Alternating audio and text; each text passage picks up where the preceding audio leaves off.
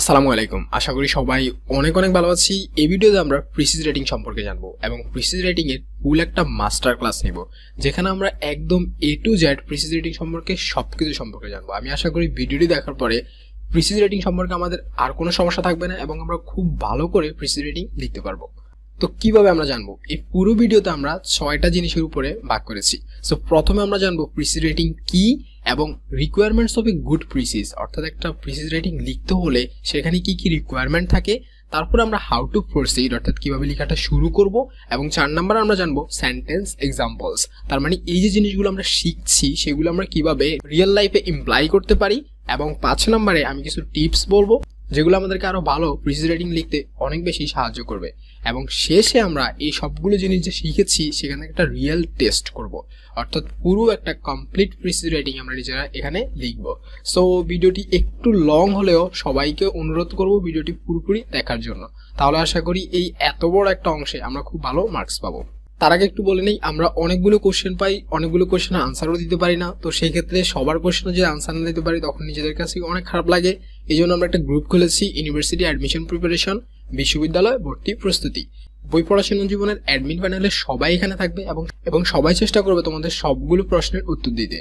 আর এখানে আমরা পূর্ণাঙ্গ ডিটেলসে লেখা সহ এবং যে জিনিসগুলো জানা দরকার, বিভিন্ন সময় বিভিন্ন অ্যানাউন্সমেন্ট আসে বিভিন্ন বিশ্ববিদ্যালয় থেকে, সবগুলো জিনিস আশা করি তোমরা এই গ্রুপে পাবে। গ্রুপের লিঙ্কটা ভিডিও ডেসক্রিপশন বক্সে দেওয়া থাকবে এবং তোমরা সবাই জয়েন করে নিবে, সাথে তোমাদের সব ফ্রেন্ডদেরও অ্যাড করে দিও যাতে তারা সবাই মিলে এই জিনিসগুলো দেখে উপকৃত হতে পারে। তো এবার আমরা আমাদের মূল ভিডিওতে চলে যাই। সো একটা প্রিসিজ রেটিং কি? এক কথা বলতে গেলে main ideas of a passage in brief, তার মানে হচ্ছে একটা প্যাসেজ থাকবে, এই প্যাসেজটাকে সংক্ষেপে এই প্যাসেজটার মেইন আইডিয়াগুলো তুলে ধরাই হলো একটা প্রিসিজ রাইটিং, তার মানে হচ্ছে ছোট করা। আমরা যদি 3টা জিনিস এখান থেকে নেই, প্রথমটা হলো ক্ল্যারিটি। ক্ল্যারিটি মানে হলো একদমই ক্লিয়ার থাকতে হবে সবকিছু। তারপর হলো কমপ্লিটনেস, অর্থাৎ আমি চাইলেই এখানে ছোট করতে গিয়ে এমন কিছু ইনফরমেশন বাদ দিতে পারবো না যেটা খুব বেশি দরকার। তার মানে আমার ক্ল্যারিটি থাকতে হবে, সাথে সাথে আমার কমপ্লিটনেসও থাকতে হবে। অর্থাৎ এই প্যাসেজটা যা বোঝাতে চাচ্ছে তার জন্য আমি এই 2-3 লাইন বা 4 লাইন বা 5 লাইন পড়ে বুঝতে পারি পুরো জিনিসটা। তারপর হলো কনসাইজনেস। কনসাইজনেস মানে হচ্ছে ছোট করা। সো এটাকে আমি অনেক ব্রড করে লিখবো না, ছোট ছোট কথাগুলোকে আমি একদম সংক্ষেপে লিখবো, কিন্তু পুরোপুরি সেটা ক্লিয়ার হবে এবং কমপ্লিট হবে। সো আশা করি তোমরা বুঝতে পেরেছো প্রিসিজ রাইটিং মানে কি। এবার যদি আমরা আসি যে রিকোয়ারমেন্টস অফ এ গুড প্রিসিজ, অর্থাৎ একটা গুড প্রিসিজ হতে হলে কি কি দেখতে হবে আমাদের। প্রথম জিনিস যেটা করতে হবে সেটা হলো পার্সন। এই প্রিসিজ রাইটিং এ তুমি যত জিনিস লিখবে সবগুলো থার্ড পার্সনে হবে, অর্থাৎ তুমি কোনো কিছুই ফার্স্ট পার্সন বা সেকেন্ড পার্সনে লিখতে পারবে না, তোমাকে সবগুলো জিনিস থার্ড পার্সনে লিখতে হবে। তারপর আসে টেন্স। টেন্স সাধারণত ফার্স্ট টেন্সে লিখতে হবে, তবে এরকম কোনো কিছু যদি থাকে যেটা হচ্ছে চিরন্তন, সেখানে তুমি চাইলেই ইনডিফিনিট বা যে জিনিসে আছে সেটা ব্যবহার করতে পারো। এবার হলো form of speech. Form of speech সবসময় ইনডিরেক্ট স্পিচ থাকবে, অর্থাৎ তুমি চাইলেই ডিরেক্ট স্পিচ ব্যবহার করতে পারবে না, তোমাকে সবসময় ইনডিরেক্ট স্পিচ ব্যবহার করতে হবে। এবার আসলে লেংথ, অর্থাৎ কতটুকু হবে। যদি কোশ্চেনের মধ্যে বলে না দেয় যে এত ওয়ার্ডসের মধ্যে লিখতে হবে বা এত লাইনে লিখতে হবে, তাহলে তুমি যেটা করবে পুরো প্যাসেজটার 1/3 লিখবে। অর্থাৎ প্যাসেজটা যদি হচ্ছে 180 ওয়ার্ড হয় তাহলে তুমি 60 ওয়ার্ডের মধ্যে লেখার ট্রাই করবে, 300 ওয়ার্ড হলে 100 ওয়ার্ডের মধ্যে লেখার ট্রাই করবে। এবার আসো টাইটেল। অনেকেই অনেক সময় কনফিউজড হয়ে যায় যে একটা প্রিসিজের কি আমি টাইটেল দিব নাকি দিব না। টাইটেলটা দিলে খুব ভালো হয়। টাইটেলটা যদি তুমি একটু ক্রিয়েটিভ ভাবে দিতে পারো, এটা যিনি তোমার খাতা দেখবে তার কাছে একটা ভালো ইমপ্রেশন ক্রিয়েট করবে। সো এবার আসো হাউ টু প্রসিড, তার মানে হচ্ছে আমরা কিভাবে এই জিনিসটা লিখবো। সো প্রথম জিনিস তোমাকে যেটা করতে হবে সেটা হলো পুরো প্যাসেজটা পড়া ট্রাই করবে। এবং প্যাসেজটা পড়তে গিয়ে যদি তুমি মনে করো তুমি বুঝছো না বা কোনো ওয়ার্ড তুমি পারছো না, একটু গাবড়ে যাবে না, একটু ট্রাই করো যে আগের লাইনের সাথে পরের লাইন মিলিয়ে কোনো রকম একটা মিনিং তৈরি করার। পুরো জিনিসটার মিনিং যখন তুমি জেনে যাবে তখন তোমার জন্য জিনিসটা অনেক বেশি ইজিয়ার হবে।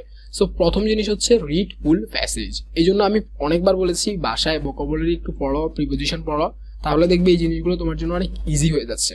তারপর সেকেন্ডে যেটা আসে সেটা হলো রাইট সিকোয়েন্স, তার মানে হচ্ছে তোমাকে সিকোয়েন্স ফলো করতে হবে। তুমি একটা কথার পরে অন্য একটা কথা লিখে দিতে পারবে না, সেখানে কাজগুলো যেভাবে হয়েছে, ধরো তার একজন এসেছে, তারপর একজন খেয়েছে, তারপর একজন গিয়েছে।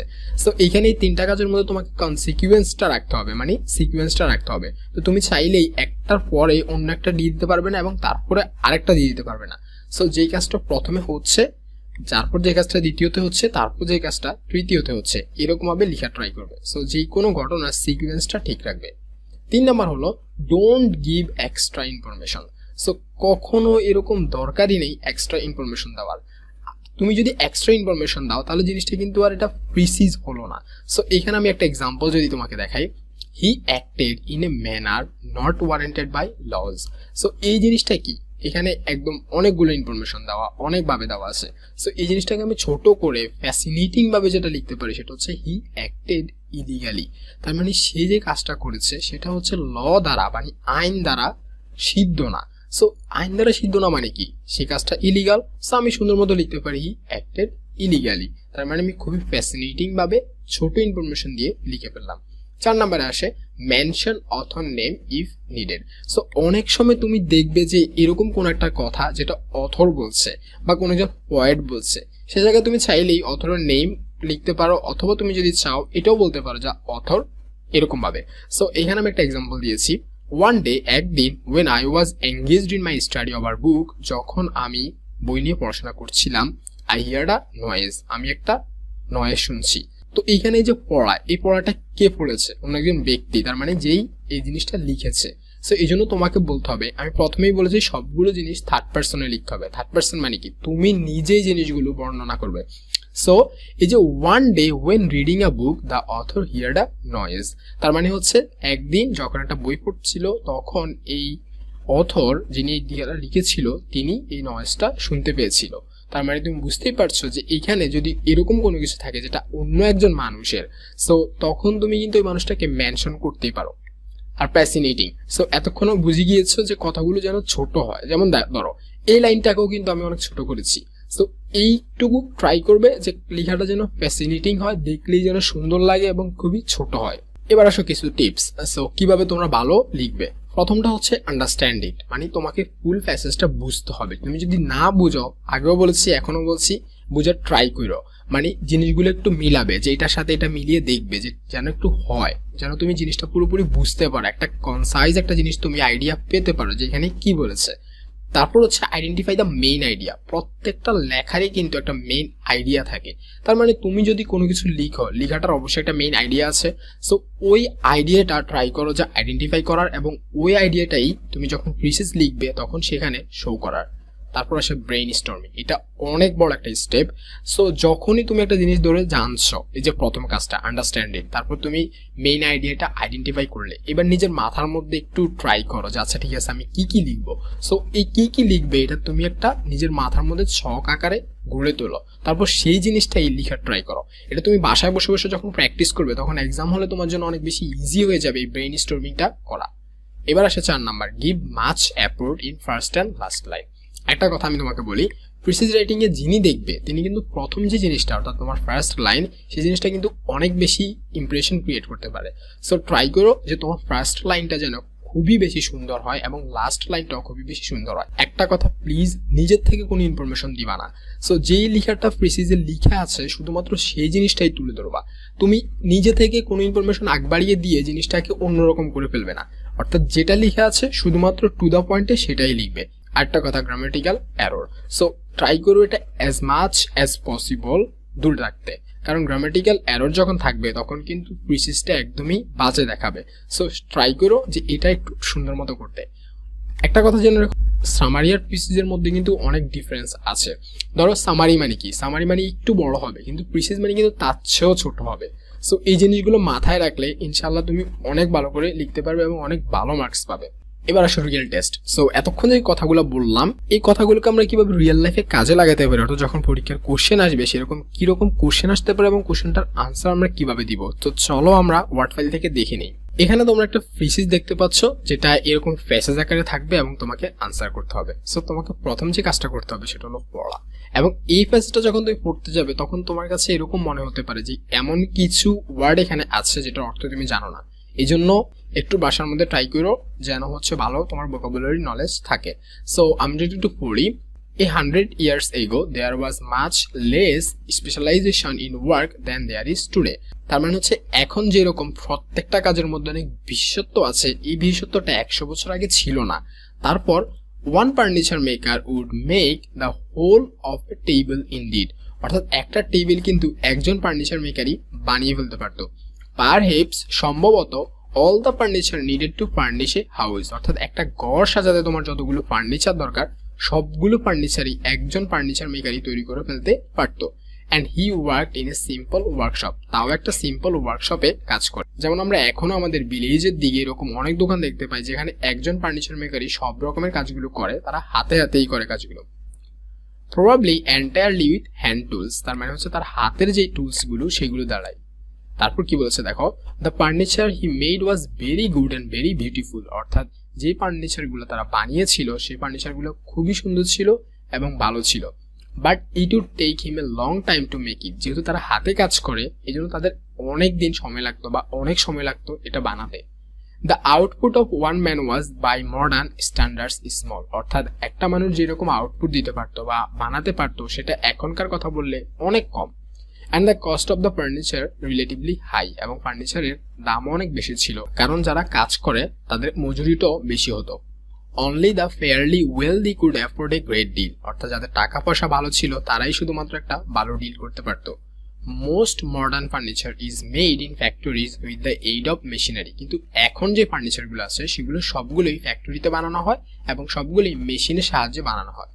So নাওয়াডেজ a man working in a furniture factory will, তো এখন যারা হচ্ছে ফার্নিচার ফ্যাক্টরিতে কাজ করে তারা যেটা করবে, perhaps সম্ভবত spend his day minding one machine which carries out one process only in the making of table legs, তার মানে হয়তো সে তার মাত্র একটা মেশিনে তার মনোযোগ দিবে এবং একটা মেশিনেই কাজ করবে এবং সেই মেশিনটা হয়তো একটা টেবিলের মধ্যে একটা পায়া মানে টেবিলের যে পা আছে সেগুলো বানাচ্ছে। A great number of men will be taking part in the various process, অর্থাৎ বিভিন্ন এই যে একটা জিনিস বানাতে, ধরো একটা টেবিল বানাতে তোমার কি লাগবে, টেবিলের পা লাগবে, টেবিলে আরো আনুষঙ্গিক যে পার্টস গুলো আছে সেগুলো লাগবে, প্রত্যেকটা পার্টসই কিন্তু আলাদা আলাদা মানুষ কাজ করে। which go to making the tables will be made in a comparatively short time, যেটা একটা টেবিলকে বানাতে অনেক কম সময়ের মধ্যে বানাতে সহযোগিতা করে। তার মানে তুমি যদি দেখো 5টা মেশিন 5টা কাজ করছে 5টা মানুষ, সো তারা ডিফারেন্ট পার্ট বানাচ্ছে এবং দেন ওই অ্যাসেম্বল করে ওই টেবিলটা বানিয়ে ফেলছে। এ গুড ওয়ার্কম্যান মানে একজন ভালো কাজ করার মানুষ, হাউএভার যাই হোক, should understand all the process which go to make the table, কিন্তু একজন ভালো কাজ করার মানুষ সে শুধু একটা কাজই না, সে পুরো প্রসেস সবগুলো সম্পর্কে জানে, টেবিল বানানোর তাকে জানতে হয়। So even though he himself actually does only one of them, কিন্তু যদিও সে মাত্র একটা কাজ করে।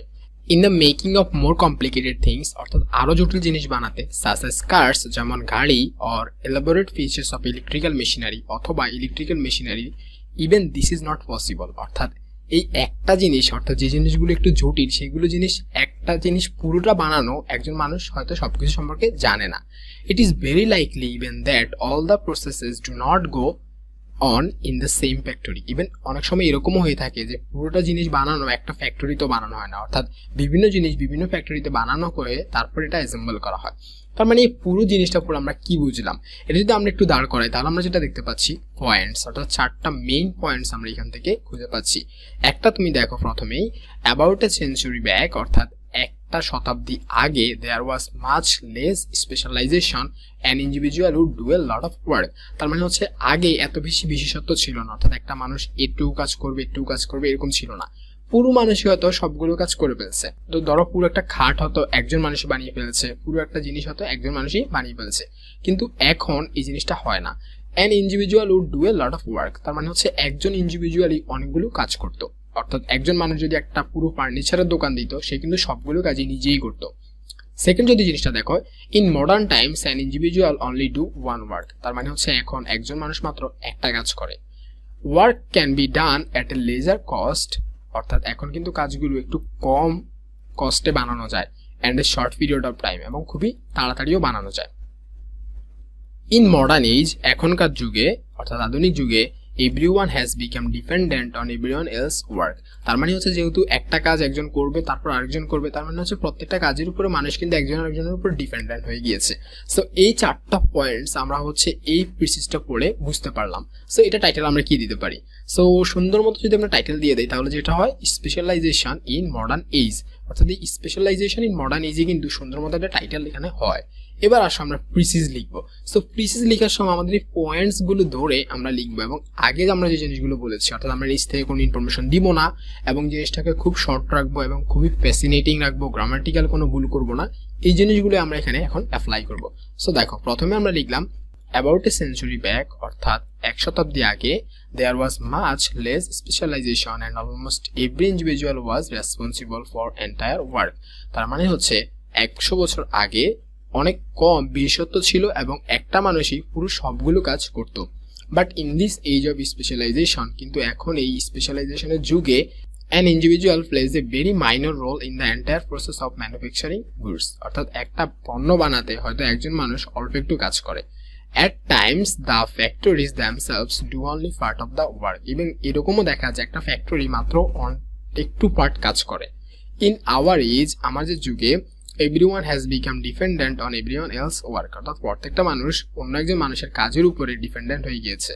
The contribution of an individual is too trivial to draw any attention। তার মানে হচ্ছে একটা মানুষের কাজ এত ছোট যেটা একদমই দেখার মতো কোনো কিছুই হয় না। অর্থাৎ তুমি লক্ষ্য করলেই বুঝতে পারো না আচ্ছা এই মানুষটা এটা বানিয়ে এটাকে সুন্দর করেছে। এরকম দেখা যায় একটা মানুষ অল্প অল্প একটু একটু কাজ করে, সো বুঝাই যায় না যে একটা মানুষ কোন মানুষটা কোন কাজ করেছে। This has brought in the feeling that one man's contribution does not matter much। তার মানে হচ্ছে এখন আমরা বুঝতে পারছি এটার ফলে যে একটা মানুষের কন্ট্রিবিউশনই কিন্তু অনেক বেশি ম্যাটার করে না। তারপর আসো, it has also brought the tendency of evasion of responsibility। এটার ফলে দায়িত্ব অবহেলারও কিন্তু একটা জিনিস হচ্ছে তৈরি হয়েছে। as it has become very difficult either to appropriate an individual if the product is good। অর্থাৎ তুমি কিন্তু এখন বুঝতে পারছো না যে এই মানুষটার জন্যই কি কোনো প্রোডাক্টের সমস্যাটা হয়েছে নাকি মানুষটার জন্যই কি প্রোডাক্টটা সুন্দর হয়েছে কিনা, যেহেতু অনেক মানুষ কাজ করে। or to condemn him it is otherwise। অর্থাৎ অন্য মানুষগুলোকে তুমি কন্ডেম করতে পারছো না।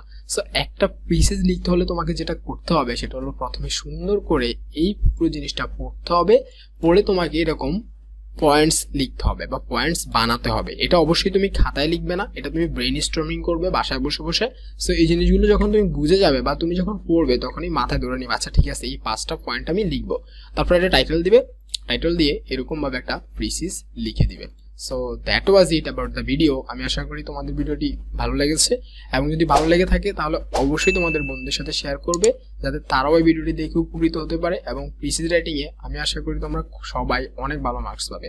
সো দেখা হবে অন্য কোনো ভিডিওতে, সে পর্যন্ত সবাই ভালো থাকবে, সুস্থ থাকবে, আল্লাহ হাফেজ।